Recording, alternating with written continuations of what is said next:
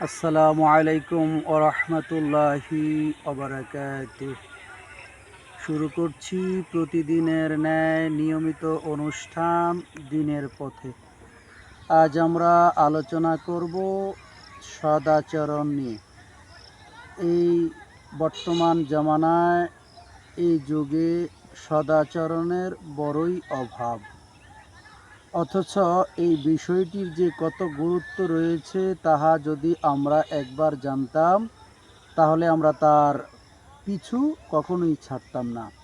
নবী আলাইহিমুসসালাম এবং তার সাহাবায়ে কেরামরা আল্লাহ পাকের পক্ষ থেকে ওহির গানের মাধ্যমে এই সদাচরণটা তারা সমাজে প্রচলিত করে তাদের সুন্দর সুন্দর আচরণের মাধ্যমে ইসলামের প্রচার এবং প্রসার ঘটেছে। আজ আমাদের জন্য বড়ই পরিতাপের বিষয়, আমরা আমাদের নবী আলাইহিমুসসালাম তার পরবর্তী যুগের যে আমাদের পথ প্রদর্শক ছিল তাদের এই সৎ আচরণের কথাগুলি আমরা একেবারেই বেমালুম ভুলে গেছি। এই বিষয়ে আলোকপাত করার জন্য ইচ্ছা রাখি, আল্লাহ তাআলা যদি তৌফিক দেয় আলোচনা করব, এবং এই আলোচনা যাতে আমি আমার জীবন চারিত করতে পারি এবং আমাকে যারা যেখান থেকে শুনবে সকলেই যেন এই কথাগুলি শোনার পরে তার আচরণের মধ্যে পরিবর্তন আনতে পারে এবং এই সদাচরণের মাধ্যমে অনেক নেকি অর্জন করতে পারে। আল্লাহ তাআলা যেন আমাদের নসিব করে, আমিন। শুরু করছি। আল্লাহ তাআলাকে সন্তুষ্ট করার বড় একটি মাধ্যম হচ্ছে সিয়াম। আল্লাহ তাআলাকে ডাকার গুরুত্বপূর্ণ মাধ্যম হলো সালাত। তবে সদাচরণ যত নেকি তার চেয়ে বেশি ভারী হচ্ছে সদাচরণ। একটি সামাজিক অতীব গুরুত্বপূর্ণ বিষয়, মানুষ তাহা কি করতে পারে না, মূল্যায়ন করতে পারে না। এই বিষয়ে আল্লাহ তাআলা বলেন, ফাবিমা রাহমাতি মিনাল্লাহি লিত্তালাহু ইলা আখিরিল আয়া। আল্লাহ তাআলা কালামুল্লাহ শরীফে বলেছেন, মুহাম্মদ সাল্লাল্লাহু আলাইহি ওয়াসাল্লাম, আল্লাহ তাআলার পক্ষ থেকে এক বড় দয়া যে আপনি মানুষের জন্য নম্র আচরণ করুন। আপনি যদি কঠোর ও কর্কশ আচরণ করেন অথবা সেই স্বভাবের হতেন, তাহলে মানুষ আপনার পাশ থেকে সরে যেত। আল্লাহ পাকের পরম দয়া যে আপনি নরম স্বভাবের, সুন্দর আচরণের। দেখবেন, দিন প্রচার করতে গিয়ে অনেকে আপনাকে অনেক কিছু বলতে পারে, নিন্দাও করতে পারে, আপনি তাদেরকে ক্ষমা করুন। শুধু তাই নয়, আপনাকে গালি দিয়ে তারা যে পাপ, যে অন্যায়, যে জুলুম অত্যাচার করেছে তার জন্য আপনি তাদের পক্ষে আল্লাহর দরবারে কি করেন, ক্ষমা চান। আর আপনি আপনার কাজে পরামর্শ করেন। আর যখন কোনো কাজ করবেন বলে সিদ্ধান্ত নেন, তখন আল্লাহ তাআলার উপর ভরসা করুন, তাহলে আল্লাহ তাআলা আপনার কাজকে সহজ থেকে সহজতর করে দিবেন। এই হলো আয়াতে কারিমার ধারাবাহিক তর্জমা। হযরতে আবু হুরায়রা রাদিয়াল্লাহু তাআলা আনহু বলেন, বিধবা অথবা অসহায় মানুষের সাথে ভালো আচরণে 3টি নেকি মিলে। আল্লাহর নবী সাহাবী কি বলেছেন? ভালো আচরণ, অসহায় মানুষদের সাথে অথবা বিধবাদের সাথে ভালো আচরণে, একটা আচরণে 3টা নেকি মিলে। প্রথমত, আল্লাহর পথে জিহাদ করলে অর্থাৎ যুদ্ধে গেলে। দ্বিতীয়ত হচ্ছে রাতে জেগে তাহাজ্জুদ পড়লে, নিয়মিত রোজা রাখলে যত নেকি হবে, সদাচরণে আল্লাহ তাআলা তার চাইতে বেশি নেকি দিবেন। এই কথা বলেছেন কে? নবী মুহাম্মদুর রাসূলুল্লাহ সাল্লাল্লাহু আলাইহি ওয়াসাল্লাম। আব্দুল্লাহ ইবনে আমর রাদিয়াল্লাহু তাআলা আনহু বলেন, রাসূল সাল্লাল্লাহু আলাইহি ওয়াসাল্লাম বলেছেন, 4টি জিনিস আছে যার সব আছে তার, ইহকাল আছে তার, পরকাল আছে যার, জান্নাত আছে তার। এই 4টি কাজ হচ্ছে, প্রথমত আমানতের রক্ষা করা। যে এই কাজটা করবে আল্লাহ তাআলা তাকে কি দিবেন? জান্নাত দিবেন। যে সত্য কথা বলবেন, তাকে জান্নাত দান করবেন। যে ভালো আচরণ করবেন আল্লাহ তাআলা তাকে জান্নাত দিবেন। যে বৈধ রুজি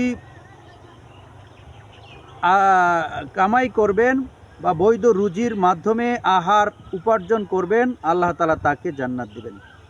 হযরত আয়েশা রাদিয়াল্লাহু তাআলা আনহু বলেন, নবী সাল্লাল্লাহু আলাইহি সাল্লাম বলেছেন, মানুষ তার ভালো আচরণ দিয়ে তাহাজ্জুদ, নিয়মিত রোজা রাখা, আল্লাহর ইবাদত করা, এর চাইতে আর কি হতে পারে না? ভালো কাজ হতে পারে না। তবে এর চাইতে ভালো কাজ হলো ভালো আচরণ করা। এই ভালো আচরণ পাওয়ার প্রথম হকদার হচ্ছে মা বাবা। যতই খারাপ হোক, যতই খারাপ আচরণ করুক, মুশরিক হোক, তারপরেও বাবা মায়ের সাথে খারাপ আচরণ করা যাবে না। দ্বিতীয়ত হচ্ছে রক্তের সম্পর্ক, ভাই এবং বোন, তাদের সাথে সম্পর্ক রাখা। ইয়াতিমদের সাথে ভালো আচরণ করা। এই আল্লাহ তাআলা তাদেরকে এই কাজটি করলে কি দিবেন? জান্নাত দান করবেন। এই সদাচরণের বিকল্প কোনো কিছু হতে পারে না। আল্লাহ তাআলার হাবিব মুহাম্মদুর রাসূলুল্লাহ সাল্লাল্লাহু আলাইহি ওয়াসাল্লাম বলেছেন যে তোমাদের মধ্যে যারা সৎ আচরণ করবে আল্লাহ তাআলা তাদেরকে কি করবেন? জান্নাত দান করবেন। এর মধ্যে নবী মুহাম্মদুর রাসূলুল্লাহ সাল্লাল্লাহু আলাইহি ওয়াসাল্লাম আরও বলেছেন যে কি করবে? সৎ আচরণ করবে। এইভাবে দুইটি আঙ্গুল উঁচিয়ে দেখিয়েছেন যে এই আঙ্গুল দুটি যত কাছাকাছি পাশাপাশি আছে, নিকটাত্মীয়তম এবং মানুষের সাথে, পাড়া প্রতিবেশীর সাথে এবং স্বজনদের সাথে যে সুন্দর আচরণ করবে, ভালো আচরণ করবে, জান্নাতে আমার সঙ্গে পাশাপাশি থাকবে। এর পরক্ষণই বলেছেন নবী সাল্লাল্লাহু আলাইহি সাল্লাম এই দুইটা আঙ্গুলকে একসাথে মিশিয়ে দিয়ে বলেছেন যে দুইটি মেয়েকে সুশিক্ষায় শিক্ষিত করে সৎপাত্রস্থ দান করবেন, লালন পালন করবেন, আল্লাহ তাআলা আমাকে আর ওই ব্যক্তিকে জান্নাতে এই দুইটি আঙ্গুলকে একসাথে করে দেখিয়ে দিয়েছেন। তো আমরা সৎ আচরণের পাশাপাশি কি করব? আমরা আমাদের আত্মীয় স্বজন, পাড়া প্রতিবেশীর সাথে হোক সে বিধর্মী, অন্য ধর্মের কাফের, মুশরিক, বেঈমান হোক, মুনাফিক হোক, মুসলিম হোক, মুমিন হোক, সকলের সাথে ভালো আচরণ করব। সৎ আচরণের বিকল্প হতে পারে না। নবী সাল্লাল্লাহু আলাইহি সাল্লাম বলেন, নবী সাল্লাল্লাহু আলাইহি ওয়াসাল্লামের কাছে একজন সাহাবী এসে জিজ্ঞেস করলেন, ইয়া রাসূলুল্লাহ, নেকি কিসে আর পাপ কি জিনিসে আমাকে একটু বলুন।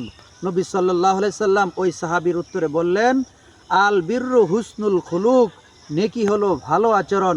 তিনি বলেন যে নেকি হলো হজ করা, দান সাদকা করা, নামাজ রোজা করা। তিনি আরও বলেন এর চাইতে সবচাইতে উত্তম হলো যে ভালো আচরণ করলো, সৎ আচরণ করলো। অর্থাৎ আমি হজ করলে নেকি পাবো, আমি জাকাত দিলে নেকি পাবো, আমি নামাজ পড়লে নেকি পাবো, তার চাইতে আরও বেশি নেকি পাবো যদি আমি সৎ আচরণ করতে পারি মানুষের সাথে। নামাজ রোজা এর চাইতে ভালো হলো, এর চাইতে বেশি নেকি পাওয়া যাবে ভালো আচরণে, নেক আচরণে।